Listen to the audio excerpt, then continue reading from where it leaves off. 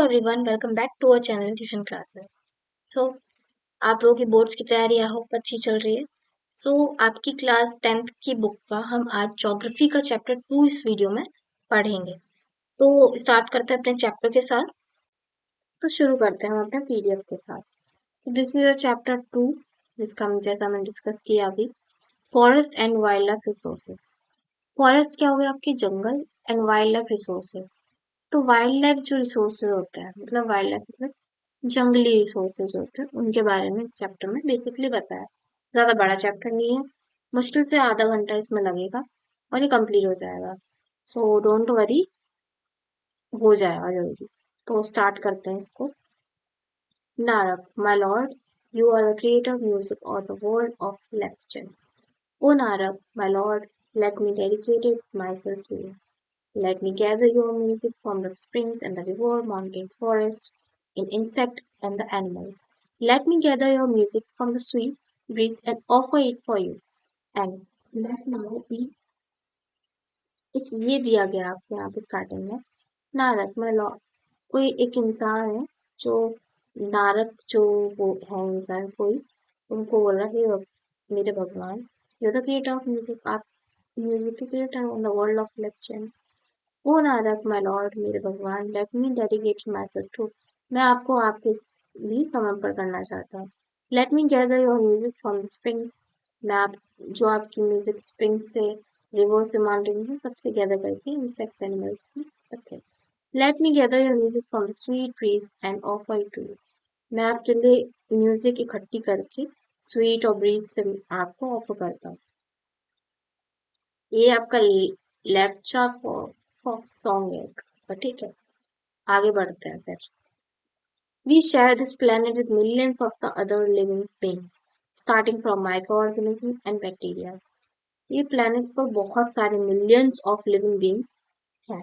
Starting करते हैं हम छोटे microorganisms से और bacteria, lichens, banyan trees, elephant, blue elephants तक, ठीक है, whales तक। This entire habitat that was live in the has immense biodiversity. इस पूरे habitat में बहुत ज्यादा biodiversity है। डाइवर्सिटी का मतलब वेरिएशन और बायो मतलब जीवन के वेरिएशन है। बहुत सारे ऐसे ऐसे जीव जिनको आज तक आपने देखा भी नहीं होगा, ठीक है। We humans, all along with all living organisms, for a complex web of ecological system. हम humans जो हैं वो इकोलॉजिकल सिस्टम के सबसे कॉम्प्लेक्स वेब ऑर्गेनिज्म माने जाते हैं, ठीक है। In which we are only a part of very much dependent on this system for our own existence. हम अपने डिपेंडेंट करते हैं चीजों पर, बट अपनी ओन एग्जिस्टेंस के सिस्टम में भी फिट बैठते हैं, ठीक है।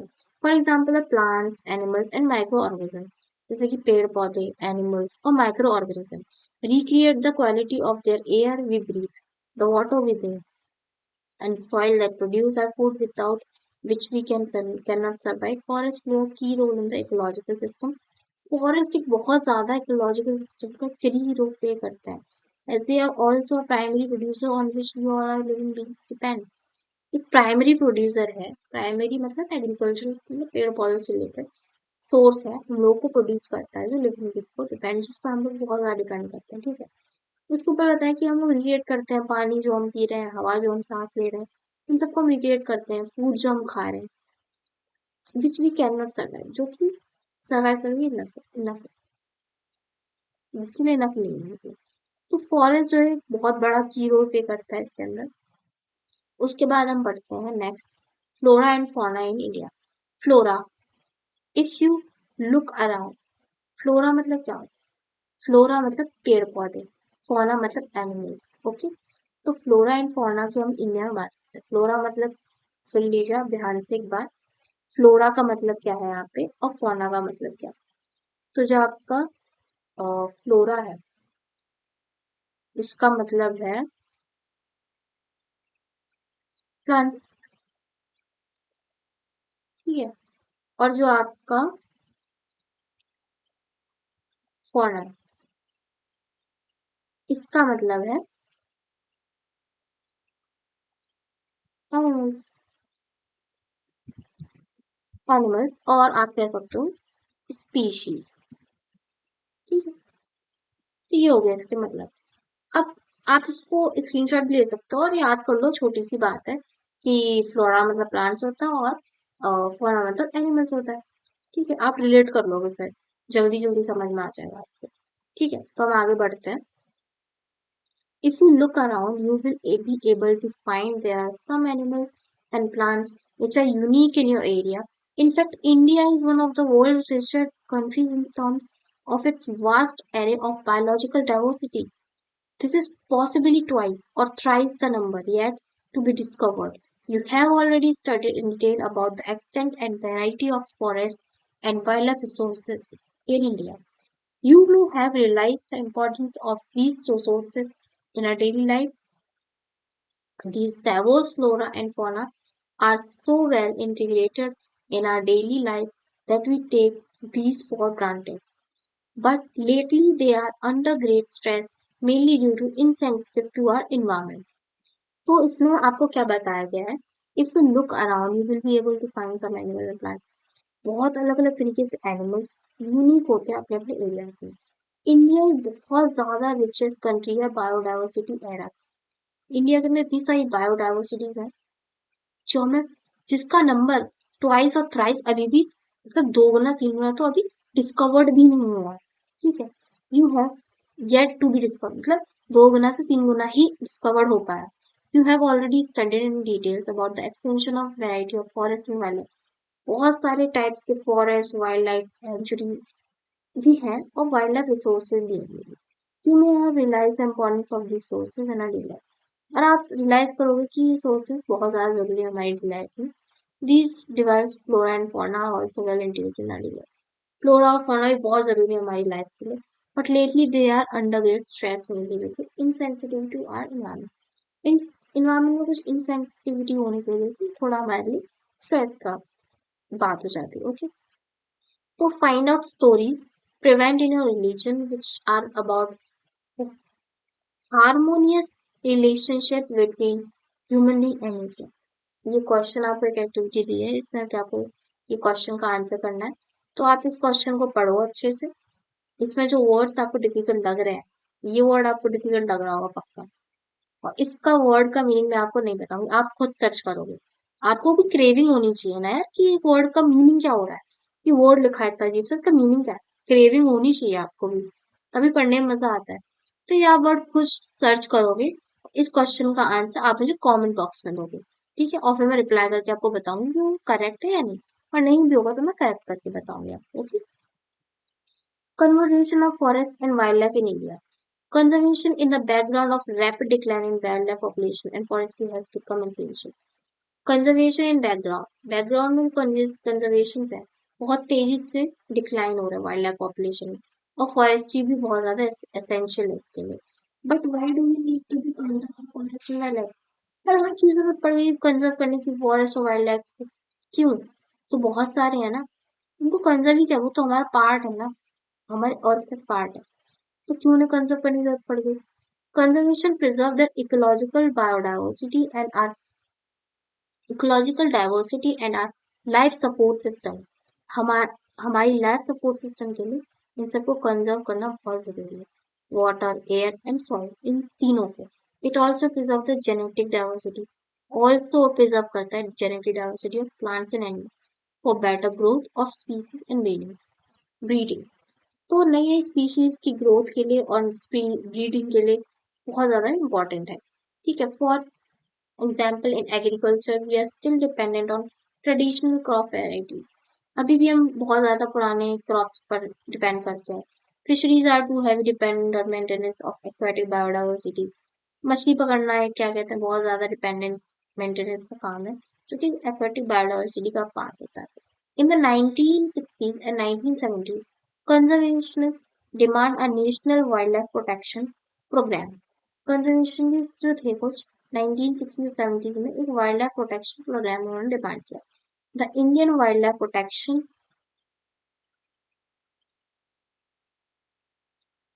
Act was implemented in 1972।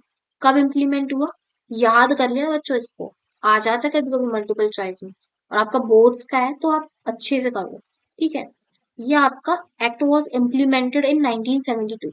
मैं आपको इससे रिलेटेड जितने भी इंपॉर्टेंट क्वेश्चन है एक वीडियो में आपको दे दूंगी। अभी अब जो मैं आपको चैप्टर में इंपॉर्टेंट चीजें बता रही हूँ, डेट्स जो भी आ रही हैं वो आप एक जगह लिख लो और उनको रिवाइज करते रहना टाइम से, ठीक है। with various provision for protecting habitats को protect करने के लिए। An all India list of protected species was also published। एक all India protected species मतलब जिन species को बचाना हो वो भी publish किया है। The thrust of program was towards protection the remaining population of certain endangered species by banning hunting, giving legal protection to their habitats and restricting trade in wildlife। इस programme की जो एक थ्रस्ट थी, जो सबसे बड़ी चाह थी, वो यही थी कि इससे क्या हो कि जो एनिमल्स एंडेंजर्ड हैं, जो धीरे धीरे समय के साथ गायब होते जा रहे, विलुप्त होते जा रहे हैं, उनको थोड़ा उन पर ध्यान दिया जाए, उनको कंजर्व किया जाए, उनको जो हंटिंग और लीगल करके हंटिंग वगैरह से उनको जो खत्म किया जा रहा है, उन पे लीगल एक्शन लिया जाए, लीगली उनको प्रोटेक्शन मिले, उनके हैबिटेट को, और उनको अच्छे से वाइल्ड लाइफ में अच्छे से जगह मिले। उसके subsequently central and many state government establish national park. Central government ने काफी अदर गवर्नमेंट से नेशनल पार्क एस्टेब्लिश किए एंड वाइल्ड लाइफ सेंचुरीज को कंजर्व किया and which also have already studied, जो कि हमने पढ़ा अभी, ठीक है। Central government also announce several projects for protecting specific animals. और सेंट्रल गवर्नमेंट ने भी काफी सारे प्रोजेक्ट्स निकाले बहुत सारे अलग स्पीशीज को बचाने के लिए, विच आर ग्रेवली थ्रेटन, जो कि बहुत ज्यादा थ्रेटन है, मतलब बहुत ज्यादा एंडिंग पे है, जो बिल्कुल खत्म होने वाले, including the tigers, the one horn rhinoceros, Kashmir stag and हैकफॉल, three types of crocodiles, fresh water crocodiles, salt water and the घड़ियाल, aesthetic lion and the others। देखो सबसे पहले यहाँ पे बताया गया है थ्री है जो सबसे ज्यादा, वो टाइगर है क्या हमारा सबसे पहले, तो उसके बाद सबसे पहले टाइगर, उसके बाद वन हॉर्न राइनोसोरस जिसके एक सींग होता है, उसके बाद कश्मीरी स्टैग जो हिरन होता है, कश्मीरी स्टैग होता है, उसके यहाँ पे सींग होता है, वो हुआ कश्मीरी स्टैग। हैंगोल, उसे हैंगोल भी कहते हैं। उसका three type of crocodile species जो है हमारी, fresh water crocodile, salt water crocodile and घड़ियाल, ये याद कर लेना थ्री टाइप्स के जो क्रोकोडाइल्स के नाम दिए। एस्थेटिक लॉयन, एशियाटिक लॉयन, ठीक है, and others. Most recently this Indian elephant, black buck, chinkara, the great Indian bustard, godawan, and the snow leopard, etc. These some have been given full and partial legal protection. इन सबको legally protection मिलना बहुत जरूरी है against hunting trade through out the India, क्योंकि ये सब hunting होती है, ट्रेड होता है, इनको बेच दिया जाता है बाहर बाहर कंट्रीज में, तो इसके लिए बहुत इंपॉर्टेंट है। उसके बाद आपको यहाँ पे प्रोजेक्ट टाइगर दिया है, यहाँ पे बताया गया प्रोजेक्ट टाइगर हुआ होगा, उसके बारे में बताया गया है। Tiger is one of the key wild life species in the foreign red, बहुत ज्यादा इंपॉर्टेंट एक स्पीशीज है। In 1973, the authority realized that the tiger population had dwindled to 1827 from an estimated 55,000 at the turn to the century। इस century के and तक जो estimation है provide किया गया है, इस सेंचुरी के एंड तक 55,000 तक हो जाएंगे। The major threats to tiger population are numerous, such as poaching for trade, shrinking habitat, depletion of prey-based species, growing human population। Human population की वजह से क्या हो रहा है, ट्रेड, इनका जो पॉपुलेशन की वजह से टाइगर्स को बहुत सारे जो पोचिंग्स वगैरह जो करते थे वो लोग नहीं कर पा रहे हैं, हैबिटेट में उनको कुछ मिल ही नहीं रहा, उनको कोई प्रे मतलब प्रे मतलब क्या होता है, शिकार नहीं मिल रहा है ऐसा। The trade off tiger skin and the use of their bones in the traditional medicine, specially in the Asian countries, left the tiger population on the verge of extinction. बहुत सारे लोगों की ना मेडिसिन में भी, ट्रेडिशनल मेडिसिन में use किया जाता है टाइगर्स का, ठीक है, तो इस वजह से उनका एक्सटेंशन पे बहुत ज्यादा बात आ रही थी। Since India and Nepal provide habitat to two third of the surviving tiger population, India और नेपाल ने मिलकर प्रोवाइड किया एक हैबिटेट, टू थर्ड पॉपुलेशन, दो तिहाई टाइगर जो सर्वाइव कर रहे हैं पॉपुलेशन में उनको लिए। These two nations became prime targets for poaching and illegal trading। Illegal trading और पोचिंग के लिए दो जो नेशन से बहुत ज्यादा प्राइम टारगेट्स हैं, जहां पर देखा जाता है कि लोग आते हैं और ले जाना चाहते हैं टाइगर्स को। Project tigers one of well publicised wild life campaign, बहुत ज्यादा इसके बारे में चर्चा रहा प्रोजेक्ट टाइगर के बारे में in the world, launch in 1973 Tiger conservation has been viewed only as a effort to save an endangered species, but when with equal importance as a means of preserving biodiversity of seas living magnitude.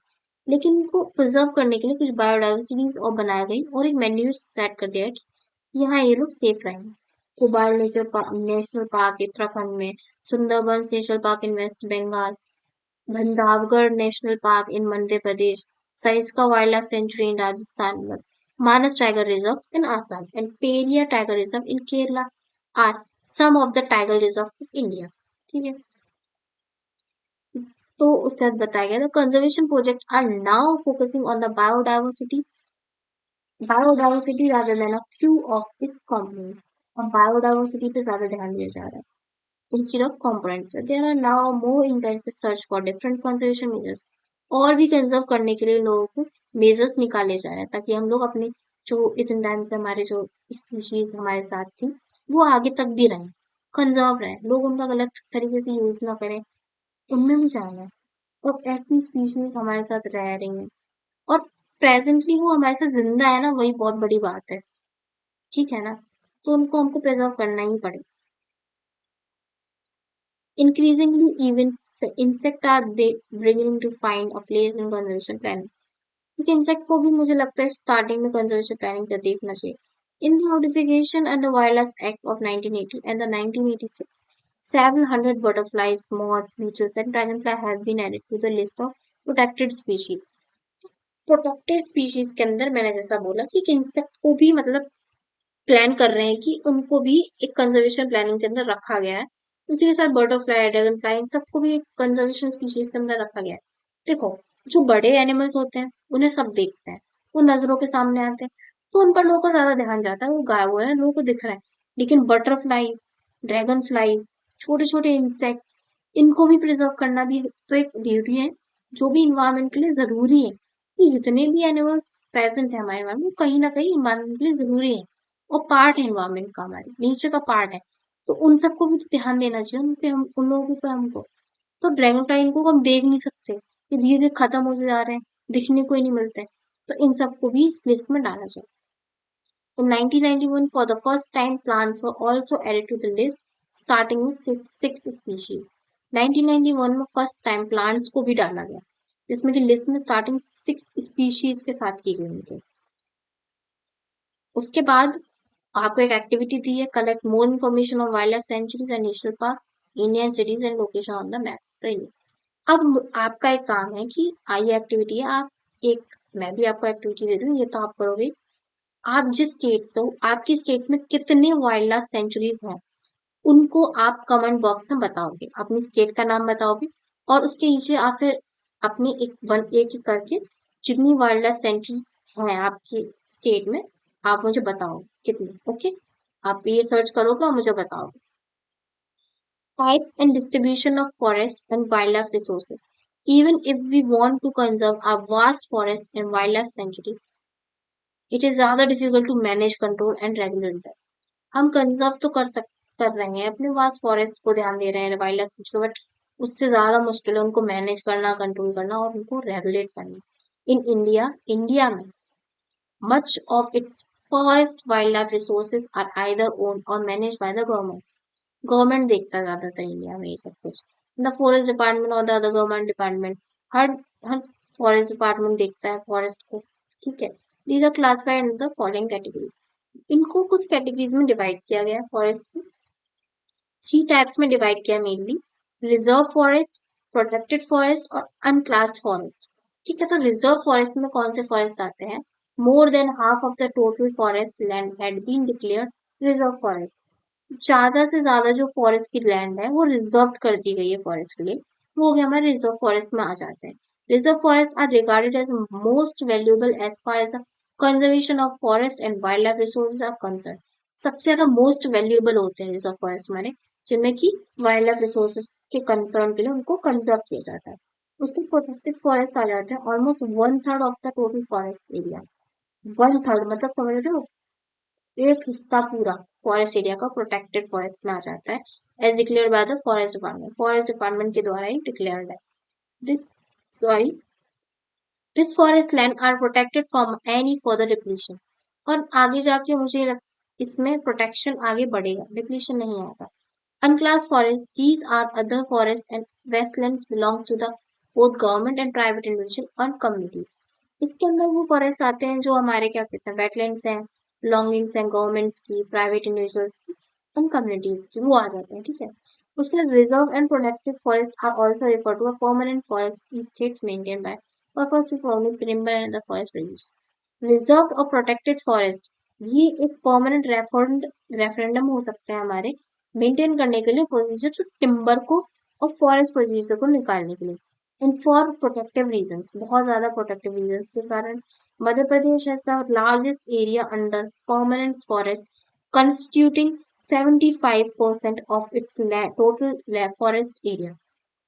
Jammu Kashmir, Andhra Pradesh, Uttarakhand, Kerala, Tamil Nadu, West Bengal, Maharashtra have large percentage of reserve forest of its total forest area where Bihar, Haryana, Punjab, Himachal Pradesh, Odisha, Rajasthan have the bulk of under the protected forest. इतनी सारी इतनी जगह पर all north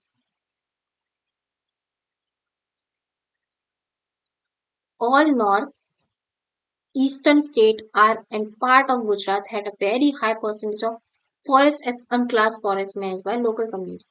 Gujarat में आप देख सकते हो कि काफी ज्यादा हाई परसेंटेज है लोकल कम्युनिटीज फॉरेस्ट का और अनक्लास फॉरेस्ट इसके अंदर ज्यादा है, ठीक है। उसके बाद आपको एक ये पोस्टर दिया गया घड़ियाल्स ऑन द ब्रिंक, ये दिखाया गया आपको, ठीक है। द घड़ियाल population have been on the lowest since 1970 and went wrong with Romel's critic and तो इसके बारे में बर्डेड ब्लेमम डर्टी यमुना घड़ियाल्स के बारे में इसमें बताया गया है, आगे होगा और इसमें, ठीक है। उसके बाद आते हैं कम्युनिटी एंड कंजर्वेशन, ठीक है। Community and conservation strategies are not new in our country. कुछ नया नहीं है हमारी कंट्री के लिए। We often ignore that in India forests are also home to some of the traditional communities. बहुत सारी communities भी रहती हैं हमारे इंडिया के अंदर, आपको तो पता ही होगा। In some areas of India, local communities are struggling. कुछ areas में local communities बहुत struggle कर रही हैं इंडिया में to conserve these habitat along with the government officials. इन हैबिटाट्स को कंजर्व करने के लिए recognising that they are only will secure with own long term livelihood, बहुत लंबे तक समय के लिए उनके लाइवलीहुड के लिए भी सिक्योरिटी और सिक्योर चाहते हैं, ठीक है। In Sariska tiger reserve Rajasthan, Sariska tiger reserve Rajasthan में villagers have fought against mining by citing the wild life protection act. तो वहां पे क्या है कि वाइल्ड लाइफ प्रोटेक्शन एक्ट के अगेंस्ट माइनिंग का काम कर रहे हैं वो लोग, इसलिए वहां पे ये लोग उसके लिए अगेंस्ट में खड़े होते हैं। In many areas villagers themselves are protecting habitats and explicitly rejecting government involvement, government का इन्वॉल्वमेंट भी नहीं चाहते अपना वो हैबिटाट अलग ही प्रोटेक्ट कर रहे हैं। The inhabitants of 5 villages in Alwar district of Rajasthan, Rajasthan में 5 अलवर डिस्ट्रिक्ट है, have declared 1200 hectares of land as a Bhairodev धारव सेंचुरी, ठीक है। भैरोदेव धारव सेंचुरी के नाम से डिक्लेयर किया है। Their own set of rules and regulation, वहां पे उन्होंने अपने रूल्स एंड रेगुलेशन बना रखे हैं। We do not allow hunting तक वहां पे नहीं कर पा रखे इन are protected with the wild life against the outside encroachments, okay. उसके बाद हम देखते हैं the famous Chipko movement in the Himalayas has not only successful resisted deforestation in several areas but also shown the community afforestation with the injuries in the university. Deforestation के लिए एक सबसे ज्यादा लैंडमार्क जो मोमेंट हुआ था वो हमारा चिपको मूवमेंट जो हिमालय में हुआ था, ठीक है। उससे काफी इफेक्ट पड़ा, उसकी वजह से कम्युनिटीज ने दिखाया और एफोरेस्टेशन बहुत ज्यादा बढ़ा, मतलब लोगों ने पेड़ लगाने चालू किए। इंडियन स्पीशीज का एनवायरमेंट से सक्सेसफुल हुआ। Attempt to revive the traditional conservation method of developing new method ecological farming are now widespread. अब नए नए तरीके की फार्मिंग की लोग करने लगे। Farmers and citizens look like the बीज बचाओ आंदोलन in टेहरी and नवदन्या, ठीक है। नवदन्या बीज बचाओ आंदोलन स्टार्ट किया था टेहरी में, have shown the adequate level of diverse crop production. काफी सारे अलग अलग तरीके के क्रॉप प्रोडक्शन हो रहे हैं without the use of synthetic chemical are possible to be economical viable, और बिना किसी केमिकल के सोच सकते हो आप, बिना किसी केमिकल के बिल्कुल प्योरली उनको ग्रो किया जा रहा है। In India, Joint Forest Management (JFM) program furnish a good example for involving local communities in the management and restoration of degraded forests. The program has been in existence formal existence in 1988. In India, Forest Management Department (JFM) program furnish a good example. एक बहुत अच्छा example हो सकता है JFM for involving local communities involve कर रहे हैं local communities को in management and restoration of degraded forest जो जिनकी हालत ठीक नहीं है उनमें मैनेजमेंट और रिस्टोरेशन के लिए the programme has been in formal existence in 1988 1988 से फॉर्मल एग्जिस्टेंस इसको मिली थी when the state of Odisha have passed the first resolution for the joint forest management सबसे पहले उड़ीसा ने पास किया इसको 1988 ठीक है JFM depends on the formal of local institution that undertake protection activities उन जगहों पर विलेजेस में इंस्टीट्यूशन में जहाँ पे लोकली लोग प्रोटेक्शन कर सकते हैं एक्टिविटीज दे सकते हैं जो डिग्रेडेड लैंड है उनको मैनेज कर सकते हैं डिपार्टमेंट्स के through In return of the member of these communities are entitled to intermediately benefit like non-timber forest producers and share in the timber harvested by successful protection. इससे return members of जो communities हैं उनको entitle करते हैं intimately non timber forest जो है उनको अलग and share the timber harvested forest by successful protection और जिनमें टिम्बर का हार्वेस्ट होता है वो सक्सेसफुली प्रोटेक्शन उनको दिया जा रहा है clear lesson from the dynamics of this environmental discussion and the restriction in India इससे जो क्लियर हमें एक लेसन मिलता है एनवायरमेंटल डिस्ट्रक्शन और रिस्ट्रक्शन इंडिया के अंदर इंडिया का जो रिकंस्ट्रक्शन हो रहा है is a local community everywhere where have to be involved in some kind of natural resources management कहीं ना कहीं हर एक लोकल कम्युनिटी इसमें इन्वॉल्व हो रही है और मैनेजमेंट के लिए साथ दे रही है but there is still a long way to go before local communities but थोड़ा सा कुछ हो सकता है कि लोकल कम्युनिटीज के साथ में जाना are not to be centristic decision making में नहीं जा सकते एक्सेप्ट ओनली दोज इकोनॉमिक और environmental activities that are people centric, environment friendly, and economically rewarding. So people centric है, environment friendly and economically rewarding. उन पर हम ध्यान दे सकते हैं. Okay, ये आपका यहाँ तो उसके बाद write a short essay on any practices you have been observed the practicing in everyday life that happens of protecting the environment around you. आप एक शॉर्ट ऐसे लिख सकते हो उस प्रैक्टिस पे कि आप अपने आसपास देखते हो कोई ऐसी प्रैक्टिस रोज जिससे कि आपका लाइफ जो आसपास की है कंजर्व हो रही है एनवायरनमेंट हमारा आपका आसपास उस पर आप एक ऐसे लिख सकते हो The tree is a peculiar organism of unlimited kindness and benevolence and make no demand for its substance and its general protection of the life activity. Its protection to all being offering share even to maximum proof. Gautam Buddha ने ये दिया है कि जो पेड़ होता है peculiar organism है अनलिमिटेड काइंडनेस बहुत ज्यादा उसको में दया होती है एंड बेनोवलेंस एक तरीके से वर्ड होता है इसका मतलब होता है जो बेनोवलेंस मतलब जो कोई इंसान या कोई भी यहाँ पेड़ की बात की पेड़ दूसरे के लिए अच्छा सोचे एंड मेक नो डिमांड और कोई भी डिमांड नहीं उसकी किसी चीज के लिए और एक्सटेंड जनरसी बहुत दयालु है and the protection of its life activity और जीवन की जो हमारी एक्टिविटीज है उनको प्रोटेक्ट के लिए एक यूज करते हैं ठीक है it for protection to all beings और वो सबको एक तरीके से प्रोटेक्शन देता है ऑफरिंग शेड सबको छाया देता है even to the axeman who destroy यहाँ तक कि वो जो पेड़ काटने वाले एक्समेंस होते हैं उनको भी जो उनको खत्म कर देते हैं उनको भी छाया देता है इतना जनरस होता है और इतना बेनोवलेंस होता है हमारा पेड़ ये एक उनका थॉट है जो तो इसके साथ आपका ये चैप्टर खत्म हो जाता है एंड फिर आपका इस चैप्टर में ज्यादा कुछ था नहीं आपको बस ये दिया गया एक सेक्रेड ग्रोव्स के बारे में तो आप ये पढ़ लेना इसमें सिर्फ आपको wealth diverse and rare species के बारे में बताया गया बाकी आपका ये चैप्टर खत्म हो जाता है सो आप बाकी के अगले चैप्टर के लिए stay tune with me like share and follow my channel